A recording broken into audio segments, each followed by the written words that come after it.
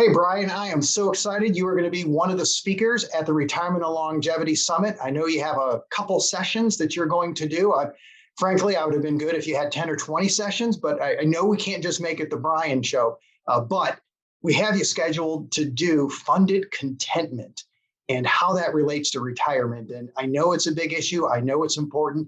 Can you tell us why it's so important to understand what funded contentment means as it relates to retirement? 100%. Let's just start with the big distinction between being rich and being wealthy.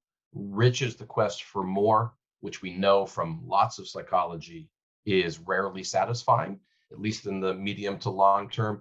Wealthy is something different, it's something deeper. So I define funded contentment as the ability to underwrite a meaningful life.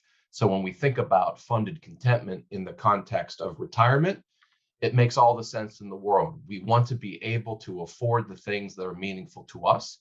First step is defining what's meaningful to us. Forget the money stuff, figure out the human stuff first. What is it about your community, your sense of control, your connection to something bigger than yourself, your pride in your work that really motivates you?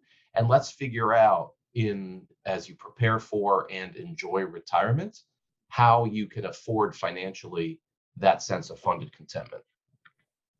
It's going to be awesome. It's so important. I can't wait for the deep dive. It's certainly something that I think all financial planners, to a certain extent, have struggled with because we have to connect the dots for clients on what do you do with assets and why these decisions we're making matter and why it matters. And it sounds like you're going to help us connect those dots.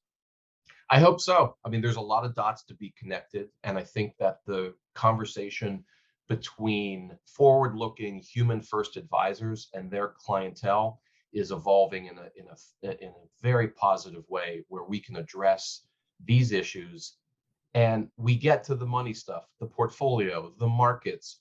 That stuff can be quite interesting, but there's other more important things to tackle first, and that's what we're going to address in the workshop. Forward-looking human-first advisors. That's who I want to be. Can't wait for it, Brian. Thanks.